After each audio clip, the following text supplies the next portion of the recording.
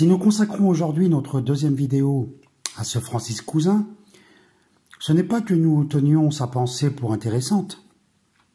En réalité, ce n'est qu'une absurde logorée qui singe jusqu'au plus extrême ridicule le langage pseudo-théorique d'une partie du discours politico-critique des années 1970.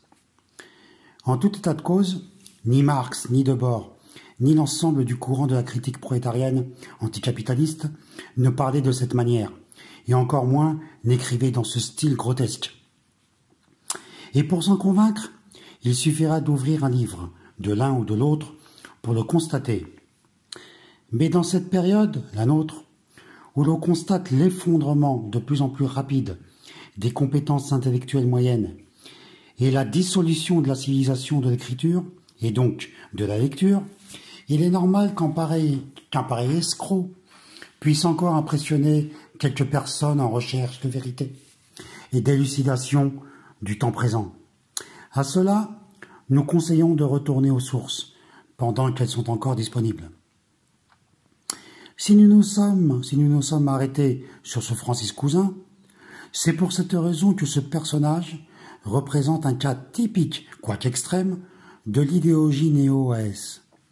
Cette idéologie, aujourd'hui très présente en France, à l'extrême droite, à droite, mais aussi à gauche et à l'extrême gauche, soutient, à la différence des antisémites qui, eux, attribuent aux Juifs tous les problèmes de la France, les néo-AS, disions-nous, tient que ce sont les Algériens qui sont au cœur du chaos français.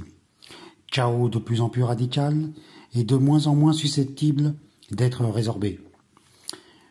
Or, ce Francis Cousin, comme nous le verrons dans la suite de cette vidéo, parle le langage non pas de la critique anticapitaliste, mais celui de la néo-OAS, mais d'un point de vue prétendument révolutionnaire et prolétarien.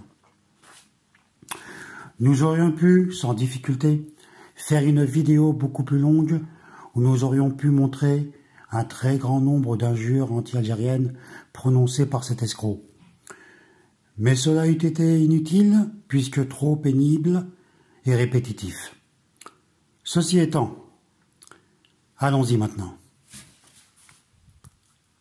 On sait que toute la problématique aujourd'hui de la division a été cadrée par le projet communiste radical dans sa critique radicale de la dictature démocratique de la valeur d'échange. Donc on a donc aujourd'hui deux méga... Oh putain de ta mère!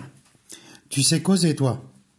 Faire une phrase bidon pareille? Tiens, je vais t'en faire une moi aussi. Le capital dilatoire sinusoïdal, galactique, fondamentalement structural des amygdales.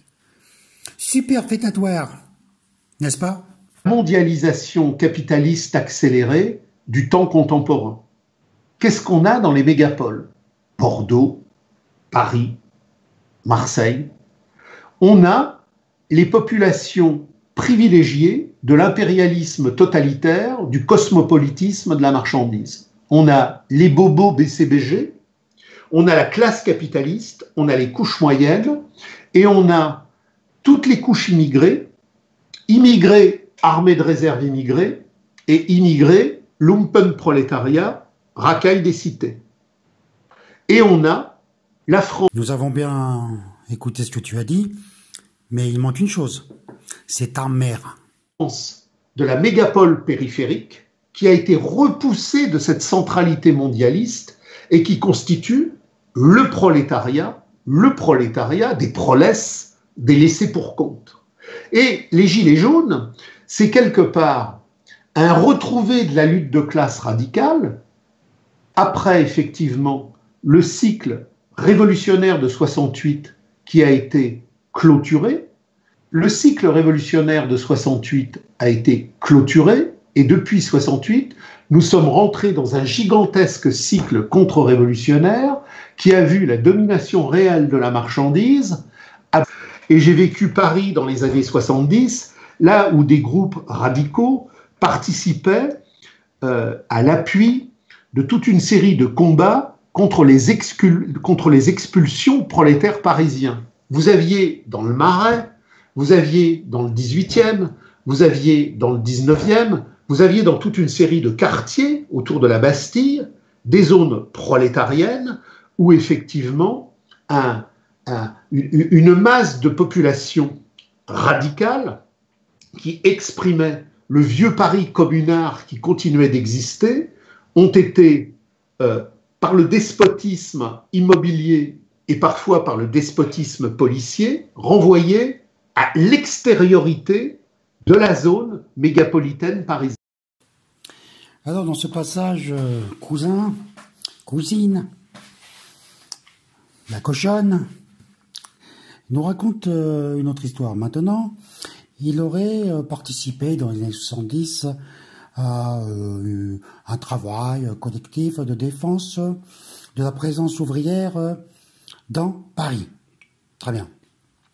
En réalité, ce que dit pas cet abruti, c'est que les prolos ont été virés de Paris, mais ce n'est qu'une conséquence de quelque chose de plus vaste qui a été ce que Louis Chevalier, le grand historien Louis Chevalier, a appelé l'assassinat de Paris. Assassinat de Paris, dont Guy Debord disait que il y avait eu deux justes pour défendre Paris à l'époque, lui-même, Guy Debord, et Louis Chevalier. Bien. Mais, dans la version que donne notre crétin, notre crétine, il fait comme si, dans le Paris de l'époque, des années 60, 70, il n'y avait pas de ce qu'il appelle d'immigrés. Je suppose que par immigré, évidemment, il entend par algérien, puisque c'est une obsession néo-AS de ce crétin. Mais ce n'est pas vrai, évidemment. Prenons par exemple un quartier comme Barbès.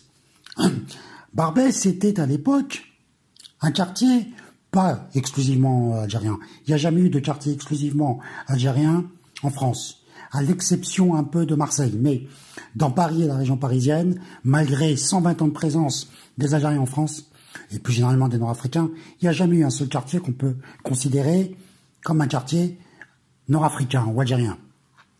À la différence des quartiers chinois, il y en a plusieurs, dans Paris et la région parisienne, ou de quartiers noirs, maintenant, il y en a plusieurs, de quartiers indiens, il y en a à Paris, autour de la gare du Nord et de la gare de l'Est. Bon. Mais, prenons Barbès, il a été peuplé par qui? Par des Algériens. Mais prenons un autre quartier, qui est devenu maintenant chinois. Depuis les années 70-80, il est devenu chinois. Le 13e arrondissement. Notre 13e arrondissement était peuplé d'Algériens. Et pourquoi? Ben, parce que ce trou du cul ne le sait pas, ce trou du cul de cousine. Mais, à cette époque, dans les années bien avant les années 70, dans les années 40, 50, 60, il y avait une usine de sucre très connue qui s'appelait Béguincé. Elle employait des centaines, sinon des milliers d'ouvriers. Et une bonne partie d'entre eux étaient des Algériens. C'est une chose archi connue. Bon. Mais les Algériens qui n'étaient pas dans Paris.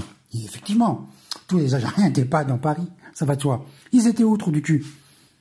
Eh ben, ils étaient dans la banlieue. As-tu entendu parler, abruti, fils de pute, as-tu déjà entendu parler des bidonvilles de Nanterre, de Gennevilliers, de Saint-Denis et tous les autres? Eh ben, ils étaient là, fils de pute. Si aujourd'hui vous allez vous balader à Bastille, si vous baladez à Belleville, si vous vous baladez dans le 19e ou dans le 20e, ce Paris ouvrier, ce Paris qui définissait une trajectoire historique qui renvoyait à la Commune de Paris, a effectivement été liquidé. Le prolo. Je reviens un instant à Guy Debord et Louis Chevalier. Et je vais vous lire le passage que Guy Debord consacre précisément à cette question. On le trouve dans son panégyrique numéro 1. Je cite. « On pourrait presque croire, en dépit des innombrables témoignages antérieurs de l'histoire et des arts, que j'avais été le seul à aimer Paris, puisque tout d'abord, je n'ai vu que moi réagir sur cette question dans les répugnantes années 70. Mais, par la suite, j'ai appris que Louis Chevalier, son vieil historien, avait publié alors, sans qu'on en parle trop, l'assassinat de Paris. De sorte que nous avons été au moins deux justes dans cette ville, à ce moment-là. je n'ai pas voulu regarder davantage cet abaissement de Paris. Plus généralement, il faut accorder très peu d'importance à l'opinion de ceux qui condamnent quelque chose et n'ont pas fait tout ce qu'il fallait pour l'anéantir. Et à défaut, pour s'y montrer toujours aussi étranger que l'on a encore effectivement une possibilité de l'être. Voilà pour ce passage précis, parce que se réclamer de Debord de manière mensongère et de manière de trou du cul, parce que tu es, je répète, un trou du cul. Voilà une citation exacte, ordure. Pour continuer sur ce sujet de la destruction de Paris, je vais faire une seconde citation tirée des notes sur la question des immigrés de Guy Debord. Voici. Le ghetto du nouvel apartheid spectaculaire, pas la version locale folklorique d'Afrique du Sud. Il est déjà là, dans la France actuelle. L'immense majorité de la population est enfermée et abrutie. Et tout se serait passé de même s'il n'y avait pas eu un seul immigré. Qui a décidé de construire Sarcelles et les Minguettes, de détruire Paris ou Lyon? On ne peut certes pas dire qu'aucun immigré n'a participé à cet infâme travail. Mais ils n'ont fait qu'exécuter strictement les ordres qu'on leur donnait. C'est le malheur habituel du salariat. Fin de citation. Alors maintenant, notre ami machin là, cousine, la grosse poufiasque, cousine, maintenant invoque la Commune de Paris, comme si lui, ce trou du cul, avait quelque chose à voir avec la Commune de Paris. Mais ce qu'il ignore, la salope, ce qu'elle ignore, c'est que les communards, lorsqu'ils ont été, notamment ceux qui ont été déportés en Nouvelle-Calédonie, ils sont tombés sur qui? Fils de pute. Eh bien, ils sont tombés sur les Algériens. Hein, tu sais pas ça, PD, va. Eh ben, si tu as, par exemple, tu avais lu Louise Michel, elle en parle dans ses mémoires. Elle parle de sa rencontre, là-bas, les communards, avec les déportés algériens, qui avaient été, après le grand soulèvement de 1870 en Kabylie, qui avaient été déportés là-bas en Nouvelle-Calédonie. D'ailleurs, les descendants de ces gens, pas seulement de ceux de 1870, mais de Nord-Africains déportés en Nouvelle-Calédonie, sont toujours là, leurs descendants sont toujours là en Nouvelle-Calédonie, et se revendiquent toujours comme les descendants des Algériens. Voilà, espèce de trou du cul. Autre chose, ceux qui ont réprimé la Commune de Paris sont les mêmes qui ont réprimé la révolte kabyle en Algérie. Fils de pute, tu ne sais rien, tu es un trou du cul. Espèce d'enculé de ta mère. Le prolétariat est à la périphérie de la mégapole. Le prolétariat est condamné par la mondialisation crisique du développement, de la baisse du taux de profit, de la crise du capital et de la modernité démocratique totalitaire achevée de la valeur d'échange. Et au centre de la mégapole, on a les couches privilégiées de la mondialisation capitaliste. On a bien évidemment la classe capitaliste, celle qui détermine les agencements financiers, commerciaux et industriels. On a toutes les couches moyennes parasitaires, la publicité, les médias, le marketing, bref, toute la merde de la vente de la valeur d'échange contemporaine. Et on a effectivement toutes ces masses immigrées qui sont privilégiées dans le dispositif urbanistique des nouveaux logements sociaux. Alors, décidément, la cousine persiste dans le n'importe quoi et nous parle donc de masse immigrée privilégiée. En fait, c'est toujours le problème avec ce bourricot, c'est qu'on ne sait pas de quoi précisément il parle. Qu'est-ce qu'il veut dire? Il veut dire que les immigrés ont toujours été privilégiés depuis le commencement, c'est-à-dire depuis un siècle et demi? Ou bien veut-il dire que ceux qui arrivent aujourd'hui seraient éventuellement privilégiés, ce qui peut encore se discuter? Il faudrait qu'il précise ce qu'il a à dire, mais précisément, il ne le fait pas. Parce que c'est une grande confusion dans sa cervelle. Et qu'en vérité, ce n'est pas tant d'explications historiques, d'explications scientifiques qu'il vise. c'est toujours atterrir en dernière instance sur les Algériens qui sont non seulement envahisseurs, mais qui sont en plus privilégiés, mais qui en plus ont violé cette connasse de cousine. Et quoi encore? Voilà. À propos de privilèges imaginaires, voici ce que dit Guy Debord, une nouvelle fois, dans son livre « Considérations sur l'assassinat de Lebovici ». Je cite. « Pourtant, la vie de château n'est pas exactement mon fait.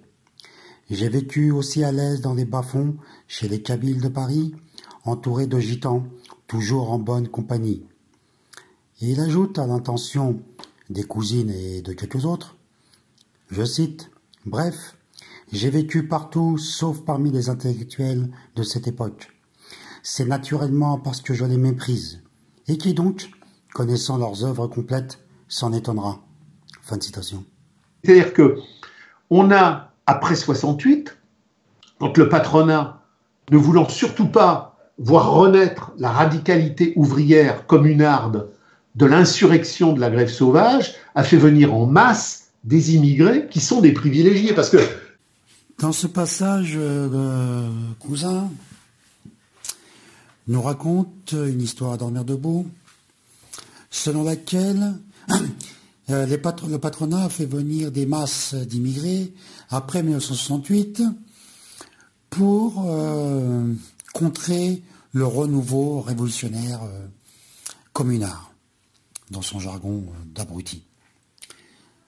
Évidemment, c'est tout à fait inexact. Premièrement, le patronat français ou chinois ou tout ce que vous voulez ne fait jamais venir qui que ce soit pour empêcher la résurrection d'une révolution qui a eu lieu un siècle avant. Non, le patronat a fait venir la force de travail étrangère pour l'exploiter, tout bêtement. Il faut être un con comme cette cousine pour pas comprendre ça. Ensuite, il se trompe complètement sur le fond.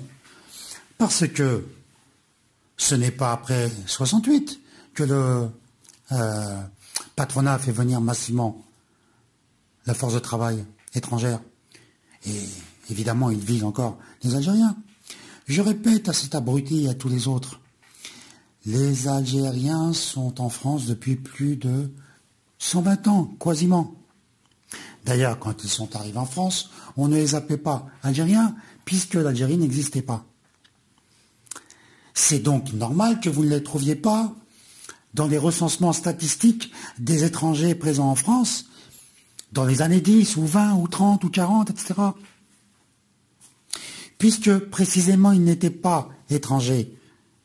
C'est pourtant simple à comprendre, cousine. Pour le reste, privilégié. Mais après 68, mais avant aussi d'ailleurs, ils vivaient où, les privilégiés en question? Ils exerçaient quel métier? Ce que tu appelles les privilégiés, abrutis. Ils vivaient dans les bidonvilles, comme j'ai déjà déjà dit auparavant. Ils vivaient dans le logement insalubre. Comme tu devrais le savoir, si tu t'es un peu renseigné. Quant aux emplois qu'ils exerçaient, dans leur immense majorité, c'était quoi, les travailleurs? C'était des OS, ou bien des manœuvres. OS, ça voulait dire ouvriers spécialisés. Dans l'industrie française de l'époque, on divisait en 3 groupes les travailleurs. Il y avait les OS, tout en bas, OS1, OS2, OS3. Il y avait ensuite les OQ, ouvriers qualifiés, 1, 2, 3. Et enfin les OP, ouvriers professionnels. Et évidemment, les Nord-Africains étaient dans leur grande masse cantonnés en bas, au niveau d'OS. Quant aux autres qui travaillaient par exemple dans le bâtiment, etc., ils étaient manœuvres, c'est-à-dire en bas. Quel privilège ils ont bien pu avoir, fils de pute. PD, va. Je vous rappelle qu'un immigré qui vit effectivement en Seine-Saint-Denis dans des situations moyennes, il est dans des situations hyper privilégiées par rapport à ce que précisément il ne veut pas revoir s'il retournait au bled. Quel est l'horizon culturel aujourd'hui de la population algérienne? Quel est l'horizon social de la population algérienne? C'est pas de rester en Algérie, c'est d'avoir un visa et de venir vivre en France. Parce que quel que soit le niveau qui est concédé à cette population qui arrive en Europe, c'est une situation qui, structurellement et socialement, est privilégiée par rapport au bled. Donc, tout le monde veut se sauver du bled, et alors là, on retombe sur Rosa Luxembourg et toute l'imposture des luttes de libération nationale. C'est-à-dire que, à partir du moment où aujourd'hui, alors que l'indépendance algérienne a eu lieu en 62, toute la masse de population qui pourrait faire le choix d'aller là où elle veut aller, c'est la France, et c'est surtout fuir la métropole libérée de 62. Comme l'auditeur l'aura remarqué, et comme je lui ai dit dès le début, ce cousin est bien un crétin néo-S, puisqu'il ne voit que les Algériens. À l'écouter, il n'y a qu'une seule immigration en France, c'est l'immigration algérienne, partout des Algériens. C'est vraiment une obsession monomaniaque. Mais il y a lui et tous les autres. Je pourrais vous prendre 50 abrutis d'extrême droite ou de droite ou qui disent exactement la même chose que cette espèce d'abruti pseudo-révolutionnaire. Bon, mais on va essayer de dire 2-3 choses avant d'en finir. D'abord, pour la énième fois, l'immigration algérienne n'a pas commencé avec l'indépendance de l'Algérie. Mais vous êtes vraiment des têtes de cons. Dans quelle langue il faut vous le dire? Il y a des mec, avec des nerfs travaillés. Et fouane. PD va. Bon, je te répète plus calmement. L'immigration algérienne est une immigration ancienne. Et là, je te l'ai déjà dit, à peu près 120 ans. Ça ne veut pas dire que chaque Algérien qui est aujourd'hui en France est là depuis 120 ans. Ça veut dire qu'en tant que communauté, en tant que groupe, ils sont là depuis 120 ans. Voilà ce que ça veut dire. Vous y en avez compris? Tête d'épidie? Bon, voyons la suite. Privilégié. Privilégié de quoi? On vous a expliqué 30 000 fois que les Algériens font partie de la classe sociale, disons, la plus basse. D'ailleurs, comme beaucoup d'immigrés, c'est pas propre aux Algériens, les Nord-Africains en général et même les Africains subsahariens. Il y a néanmoins, depuis, disons, ces 15 dernières années, l'arrivée massive de cadres issus d'Afrique du Nord, d'Algérie, du Maroc, de Tunisie. Bon, les médecins étant l'exemple le plus connu, 100 médecins venus d'Afrique du Nord en général et d'Algérie en particulier, c'est une chose bien connue pour ceux qui s'intéressent au sujet. Beaucoup d'hôpitaux ne fonctionneraient plus aujourd'hui en France, c'est un fait, c'est comme ça. Ça plaît ou ça plaît pas à cousine. Mais même ces médecins-là, qu'on fait venir en France, qui font tourner les services hospitaliers français, ils sont traités d'une manière tout à fait terrible, pour des salaires de misère. Je veux dire, ils font le travail de médecins qualifiés qu'ils sont, pour des salaires d'aides-soignantes, avec des statuts extrêmement précaires. Ça aussi, c'est une chose archi connue. Mais notre pédale de cousin préfère dire qu'ils sont privilégiés. Alors là. Ensuite, il parle des groupes sociaux qu'il appelle encore privilégiés, dans lesquels il range les capitalistes, ce qui est quand même bien la moindre des choses, que les capitalistes soient privilégiés, sinon à quoi ça sert de l'être. Mais il y met également les classes moyennes, qu'il appelle tantôt bobo, BCBG, toute cette espèce de vocabulaire complètement vide, anti-scientifique, sans contenu. Mais il y met les salariés du marketing, les salariés de la publicité, etc., qu'il nomme parasitaires. Eh bien non, du coup. Ils ne sont pas parasitaires. Dans le moment de la société marchande dans laquelle nous sommes aujourd'hui. Cette société ne se reproduit plus ou moins bien, de plus en plus mal, mais précisément grâce au travail de la publicité et du marketing. Parce que la priorité absolue des capitalistes aujourd'hui, comme se dit hier d'ailleurs, c'est de réaliser la plus-value. Or, pour réaliser la plus-value, il faut faire ce que Marx appelait le grand saut, le saut périlleux, c'est-à-dire le moment où, ayant produit une marchandise, il faut la vendre. Or, dans un monde livré à la concurrence généralisée, une vaste partouze capitaliste libre-échangiste, il devient de plus en plus difficile de fourguer la marchandise. Sans parler du fait qu'ayant appauvri les classes travailleuses, immigrées ou de souche d'Europe de l'Ouest, il devient de plus en plus difficile de fourguer ces marchandises. Donc là encore, tu n'y connais rien, tu fais ton marxiste de pacotille. Enfin, tu dis pas marxiste, toi, tu dis marxien. Tête de chien. Ça rime, hein. Bon, pour finir, tu nous dis que les Algériens, depuis l'indépendance, au lieu de rester chez eux ou d'aller voir ailleurs, viendraient en France. Bah oui, ils viennent en France, par exemple, après la guerre d'Algérie, parce qu'on les faisait venir. Je te signale que c'est même un élément des accords d'Évian, 1962, entre l'État français, dirigé par le général de Gaulle, et le FLN, c'est-à-dire, ou le GPRA, le gouvernement provisoire de la République algérienne. C'était précisément la question de la main-d'œuvre. Non pas que les Français n'en voulaient pas, au contraire, ils en voulaient encore plus. Parce que nous étions encore dans ce moment précis de l'histoire économique de France, qui était les 30 Glorieuses, c'est-à-dire une époque à des taux de croissance très très élevés, plus de 6%. Tout ça est très loin, bien sûr, aujourd'hui. Deuxièmement, pour ceux qui continuent d'arriver encore en France, parmi les Algériens, et qui sont dans la masse migratoire d'aujourd'hui, franchement une minorité. Encore une fois, tu es un crétin, tu ne sors jamais de chez toi. Tu vis dans ta porcherie, avec ta copine Peggy la Haloufa, et tu sors jamais de chez toi. Il suffit que tu viennes par exemple dans Paris, la région parisienne.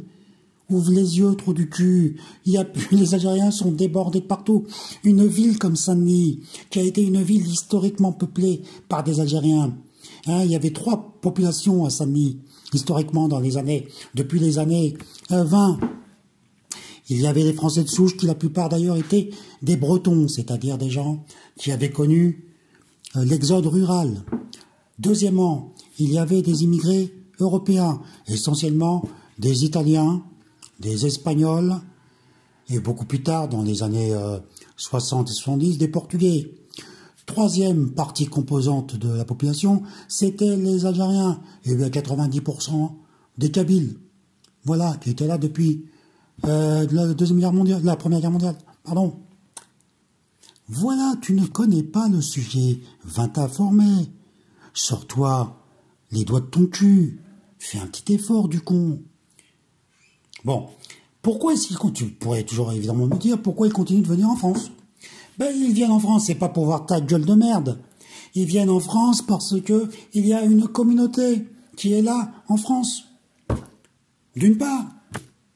Et que, également, ils sont sollicités par le marché du travail et par des capitalistes français.